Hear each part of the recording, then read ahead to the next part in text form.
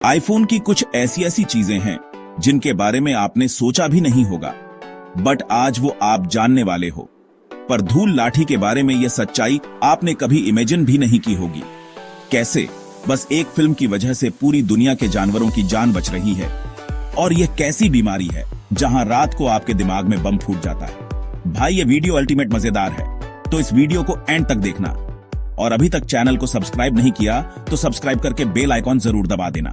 सोचिए, जिस एम्बुलेंस से आपका एक्सीडेंट हो वही आपको हॉस्पिटल ले जाए और फिर उसका बिल भी भेज दे। ऐसा ही कुछ ओरेगॉन में एक 71 साल के साइकिलिस्ट के साथ हुआ था। उन्हें एक फायर एंड रेस्क्यू एम्बुलेंस ने टक्कर मार दी। घायल हालत में वही एम्बुलेंस उन्हें तुरंत हॉस्पिटल ले गई, जो उनकी ड्यूटी थी। लेकिन इस मदद के लिए उन्होंने $1800 का बिल थमा दिया। इसकी वजह है यूएस का कॉम्प्लिकेटेड बिलिंग सिस्टम, जहाँ ट्रांसपोर्ट सर्विस का चार्ज फॉल्ट देखे बिना लगाया जाता है। नंबर 14, हमसे बड़े घर का सपना देखते हैं, पर विल स्मिथ का घर सपनों से भी बड़ा है। उनका कैलिफोर्निया के कैलाबास में एक मैसिव एस्टेट है। वो पूरा 150 एकड़ में फैला हुआ है। प्रॉपर्टी इतनी बड़ी है कि इसका अपना खुद का जिप कोड है। इसका मतलब कि उनका घर इतना विशाल है कि उसे एक अलग पोस्टल एरिया में माना जाता है, बिल्कुल एक छोटे से गाँव की तरह। इस कस्टम बिल्ट मैंशन को तैयार होने में 7 साल लगे। इसमें प्राइवेट लेक, टेनिस कोर्ट और बास्केटबॉल कोर्ट जैसे कई फीचर्स हैं। नंबर 13, जेम्स गन के नए सुपरमैन मूवी में एक स्पेशल कैरेक्टर ने लोगों का दिल जीत लिया, क्रिप्टो, सुपरमैन का लॉयल डॉग। फिल्म रिलीज होने के बाद से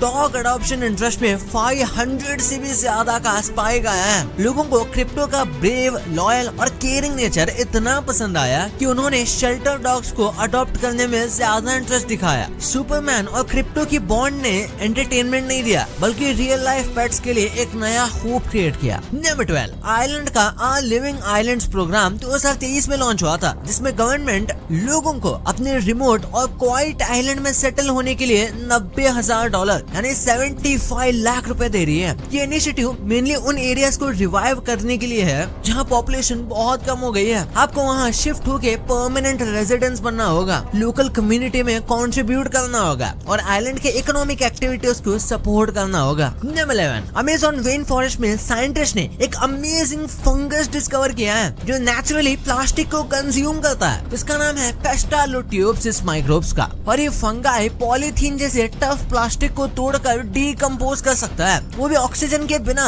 ये बहुत ही बड़ा ब्रेक थ्रू है, क्योंकि पोल्यूशन हमारे प्लेनेट का बिगेस्ट एनवायरमेंट प्रॉब्लम्स में से एक है। अगर इस फंगस का लार्ज स्केल यूज डेवलप हो जाए तो ये लैंडफिल वेस्ट और ओशन पोल्यूशन को बहुत ही कम कर सकता है। नंबर 10, नॉर्वे के स्ट्रावेंगर गोल्फ क्लब में एक अजीब मिस्ट्री चल रही है। 2005 से किसी अननोन आदमी का काम है रात में गोल्फ होल्स में जाके पॉटी करना। स्टाफ हर बार सुबह सुबह आके देखता है कि किसी ने परफेक्टली टारगेट होल में डिपॉजिट छोड़ दिया। सीसीटीवी लगाने के बाद भी कल्प्रिट कभी पकड़ा नहीं गया। लोग इसको गोल्फ कोर्स फैंटम पूपर बोलते हैं। ये काम शायद किसी प्रोटेस्ट, प्रैंक या सिर्फ एक वियर्ड ऑब्सेशन का रिजल्ट हो। नंबर 9, माइकल जैक्सन हमेशा अपने सॉन्ग्स में यूनिक और रियल एलिमेंट्स ऐड करने के लिए फेमस थे। स्मूथ कल्चर के लिए उन्होंने अपना खुद का हार्ट बीट रिकॉर्ड किया था। स्टूडियो में उनका एक्चुअल हार्ट साउंड स्टेथोस्कोप से कैप्चर किया गया था। ये हार्ट बीट सॉन्ग के शुरू में और बीट्स के बीच सटल बैकग्राउंड में सुना जा सकता है, जो उस इंटेंस पल्सिंग वाइब को इनहैंस करता है। एमजे का ये क्रिएटिव टच प्रूफ है कि वो सिंगर नहीं बल्कि एक परफेक्शनिस्ट साउंड डिजाइनर भी थे। नंबर 8, एक्सप्लोडिंग हेड सिंड्रोम एक रेयर स्लीप ऑर्डर है जो काफी अनसेटलिंग लगता है। इस कंडीशन में पर्सन जब सो रहा होता है या नींद से उठता है, उसे अपने दिमाग में बहुत ही लाउड एक्सप्लोजन या बैंग की आवाज सुनाई देती है, जैसे बॉम्ब फटा हो या डोर स्लैम हो। सच्ची में कोई एक्चुअल साउंड नहीं है।